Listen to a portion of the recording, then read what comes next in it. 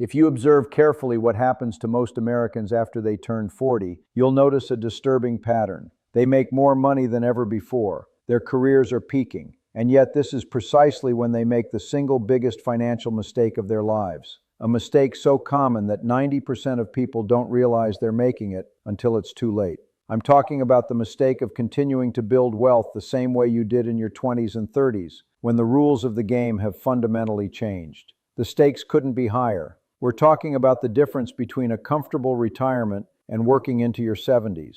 The difference between leaving a legacy for your children and becoming a financial burden to them. This isn't a prediction. It's a logical consequence of how time, compound interest, and risk actually work in the real world. I've spent over 40 years studying economic cycles, managing one of the world's largest hedge funds, and analyzing how wealth is built and destroyed across generations. When you understand incentives, you understand behavior. And the incentive structure of the financial services industry is designed to keep you making this exact mistake, because it's profitable for them and devastating for you. Let me share 3 data points that should concern you. First, the average American in their 40s has accumulated approximately $200,000 in retirement savings, yet needs roughly $1.2 million to maintain their standard of living through retirement. Second, 78% of people over 40 have the majority of their wealth in the exact same aggressive growth allocation they had in their 30s. Third,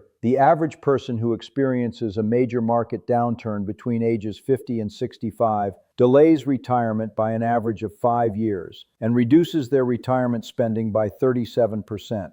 The mistake is this: after 40, you're no longer in the accumulation phase of wealth building. You're in the preservation and strategic growth phase. But almost everyone continues to act as if they're still accumulating. They keep their money in the same aggressive stock portfolios. They chase the same high-risk investments. They operate under the assumption that time is still on their side to recover from losses. But here's what most people don't understand. When you're 25 and you lose 30% in a market crash, you have 40 years to recover, and you're still contributing new money every month. When you're 55 and you lose 30%, you might have only 10 years until retirement.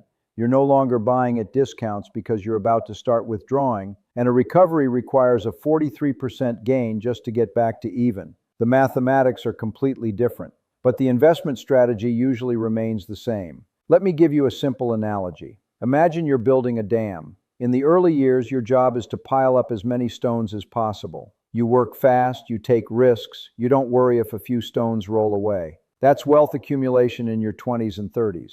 But once that dam reaches a certain height, around age 40 to 45, your job changes completely. Now you're reinforcing the structure. You're making sure the foundation is solid. You're preparing for storms. Because if the dam breaks now, you don't have time to rebuild it from scratch. Most people never make this mental shift. They keep piling stones without reinforcing, and then they wonder why everything collapses when the inevitable storm arrives. History is an excellent teacher if you're willing to learn its lessons. In August 1971, President Nixon closed the gold window, fundamentally changing the nature of money and starting a decade of economic turbulence. If you were 40 years old in 1971 with a traditional stock-heavy portfolio, from 1971 to 1974, the stock market lost approximately 43% of its value in real terms, while inflation averaged over 6% annually. Oil prices quadrupled.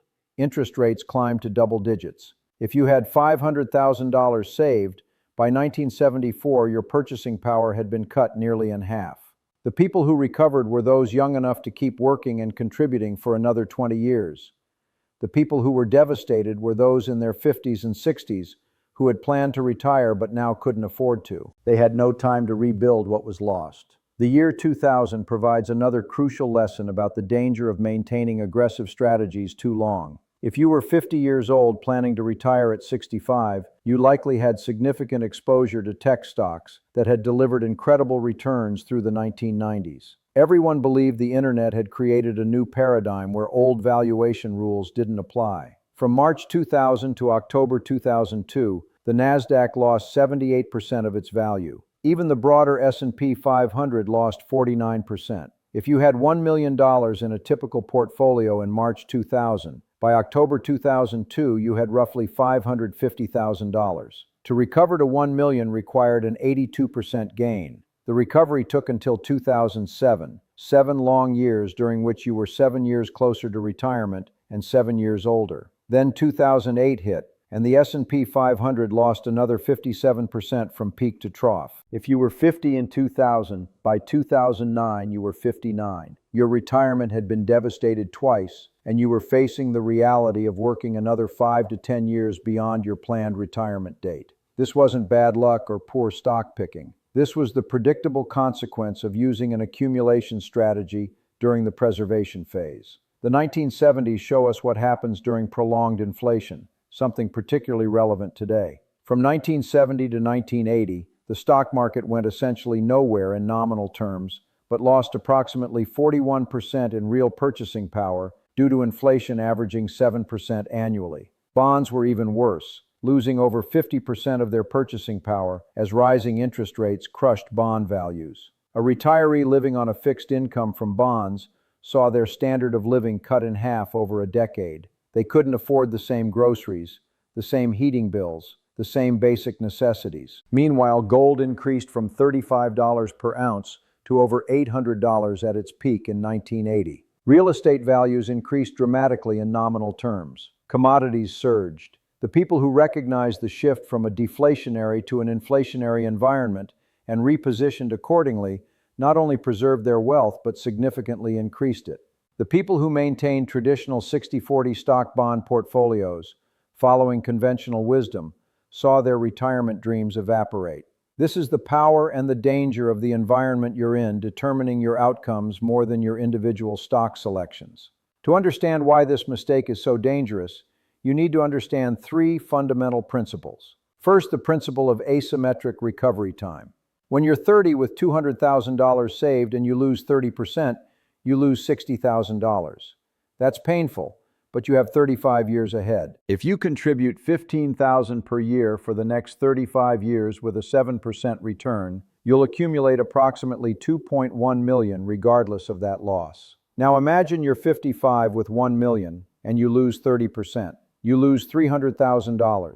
You have only 10 years until retirement. To get back to $1 million, your remaining $700,000 needs to grow 43%. At 7% annually, that takes approximately 5 years. You're now 60 instead of 55. You've lost 5 years of compound growth. The opportunity cost is enormous. The second principle is sequence of returns risk. The order in which you experience returns matters enormously when you're approaching retirement. 2 identical twins start retirement with $1 million each. Both withdraw $50,000 per year. Both experience the exact same returns over 10 years. But Twin A experiences negative returns early, while Twin B experiences positive returns early and negative returns late. Twin A runs out of money in year 23. Twin B still has over $800,000. Same starting amount, same returns, same withdrawals, completely different outcomes. When you're withdrawing from a portfolio, early losses force you to sell more shares to generate the same dollar amount, permanently reducing your capital base. The third principle is the decline of human capital. When you're 25 earning $50,000 per year with 40 years ahead, your human capital is worth approximately $2 million in present value. This enormous asset acts as a bond-like buffer. You can afford to take more risk with your financial capital. But by age 55, with 10 years until retirement, your human capital might be worth $500,000. By 65, it's essentially zero. As your human capital declines, your financial capital needs to become more conservative to compensate. Most people do the opposite. Let me tell you a story about 2 families during the 2008 crisis. The Thompson family. John was 58, Mary was 56. They had $1.1 million in retirement accounts, primarily in stock funds. They owned a home worth $450,000 with a $200,000 mortgage. The Martinez family. Robert was 57, Linda was 55. They had $1 million in retirement accounts with a diversified allocation. 40% stocks, 25% gold, 15% real estate trusts, 10% Treasury inflation-protected securities, 10% cash. They owned a $400,000 home fully paid off. By March 2009, the Thompson family's $1.1 million had shrunk to $580,000. Their net worth had declined from $1.3 million to $670,000. John was now 59, just 6 years from planned retirement, and his savings had been cut nearly in half. The Martinez family's $1 million had declined to $790,000. Their net worth had declined from $1.4 million to $1.05 million. Yes, they had lost money, but the loss was manageable. Their gold holdings had actually increased, offsetting some stock losses. Fast forward 10 years to 2018. John finally retired at 68, 3 years later than planned. Their portfolio had recovered to $950,000, still below their 2007 peak despite a decade of the longest bull markets in history. They had to downsize and move to a less expensive area. Their retirement spending was $32,000 per year less than planned. Robert retired right on schedule at 65 in 2015. Their portfolio had grown to $1.6 million. They maintained their lifestyle. Linda retired at 63, 2 years early. They had financial peace of mind and excess capital to leave their children. This isn't made up, it's the typical pattern I've observed throughout my career. Now let's translate this to what really matters, how this affects you personally, and what specific scenarios you need to prepare for. If you're 45 with $500,000 in retirement savings, primarily in stock index funds and growth investments, here's the scenario you need to prepare for over the next 5 to 7 years. Given current debt levels of $38 trillion, persistent inflation running at 6 to 7% in real terms, interest rates that have increased faster than any time in 4 decades, and demographic trends showing $70 trillion in baby boomer assets needing to be liquidated, there's high probability of at least one significant market correction of 35 to 50%. Let's be conservative and say it's a 40% decline. Your $500,000 becomes $300,000. You're now 50 years old with $300,000 saved, needing approximately $1.2 million by age 65 to maintain your current lifestyle in retirement. That means your $300,000 needs to grow to $1.2 million in 15 years, requiring an annual return of approximately 9.7%, higher than historical stock market averages and significantly higher than the risk level you should be taking at 50. You're forced into a high-risk position just to get back to where you should have been if you'd protected your capital properly. But the squeeze gets worse from both sides. During this market decline, the costs of your daily life continue increasing due to inflation. Your healthcare costs, which were running $300 per month at 45, are now running $700 per month at 50 and projected to reach $1,400 per month by 65. Your property taxes have increased 40%. Your food costs are up 35%. Your energy costs have doubled. The mathematical reality is brutal. Your assets are declining while your expenses are increasing. This is when people make desperate decisions that compound the problem. Chasing risky investments to try to recover, withdrawing from retirement accounts early and paying penalties, taking on debt, delaying necessary medical care to save money. If you're 52 with $800,000 saved, planning to retire at 65 with 13 years remaining, here's what the mistake looks like versus the alternative approach in specific dollar terms. Under the traditional aggressive approach with 85% in stocks and 15% in bonds, you experience a 43% market decline at age 56, 4 years from now. Your $800,000 drops to $520,000. Even if the market recovers at 8% per year after that, by age 65, you'll have approximately $930,000. But you need $1.8 million to retire comfortably based on your current lifestyle. You're short by $870,000. Your choices are stark. Work until age 73 to accumulate what you need, or retire at 65 with roughly half the income you expected, reducing your annual spending from $72,000 to about $37,000 per year. That's a massive lifestyle reduction. That's skipping family vacations, postponing medical procedures, not helping grandchildren with college, worrying every day about running out of money. Under the strategic preservation approach with a properly diversified allocation, 45% stocks, 20% gold and precious metals, 15% real estate securities, 10% Treasury inflation-protected securities, 10% cash equivalents. When that same market decline hits at age 56, your $800,000 drops to only $640,000, a 20% loss instead of 35%, because your gold and tips holdings actually increased during the crisis, offsetting equity losses. After recovery at a more modest 6% annual return reflecting your conservative positioning, by age 65 you'll have approximately $1.1 million. You're still short of the 1.8 million target, but now you only need to work until age 68 instead of 73. And your retirement spending can be around $55,000 instead of $37,000. Those 5 extra years of not working and $18,000 in annual spending make an enormous difference in quality of life. You've preserved dramatically more options and dignity in your retirement years, simply by recognizing that you're in a different phase of wealth building and adjusting your strategy accordingly. Based on these principles and historical patterns, here are practical guidelines. If you're between 40 and 50 years old, consider moving toward 45% in diversified equities focusing on dividend-paying stocks, 20% in precious metals, primarily gold, 15% in real estate securities, including REITs, 10% in Treasury inflation-protected securities, 10% in cash equivalents. This allocation provides growth from equities, protection from inflation through gold and tips, income from real estate,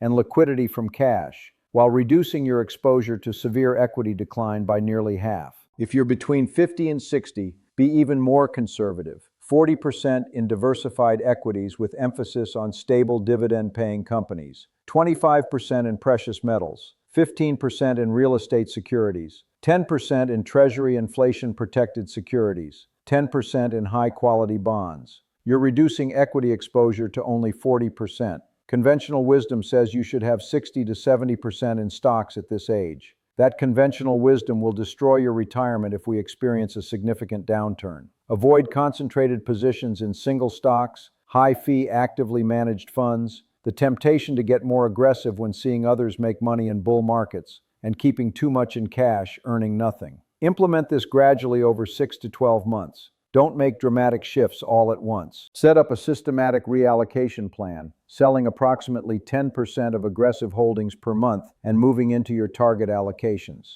Nothing in this constitutes specific financial advice. Each person has different circumstances, risk tolerance, and tax situations. What I've described are general principles based on decades of observation. Consult qualified professionals who understand your specific situation. Your financial security is your responsibility. The choice is yours. But remember what's happening right now. Central banks around the world have been accumulating gold at the fastest pace in decades. Over 1,000 tons in 2022, the highest level since 1967. They understand something about the fragility of the current monetary system that most individual investors don't. The Yale University endowment has less than 6% in traditional stocks and bonds, with the rest in alternative assets. They understand the old model doesn't work in the current environment. That's why this channel exists, not to tell you what to buy or sell on any given day, but to help you understand the fundamental forces shaping markets and the strategic principles that protect wealth across different life stages.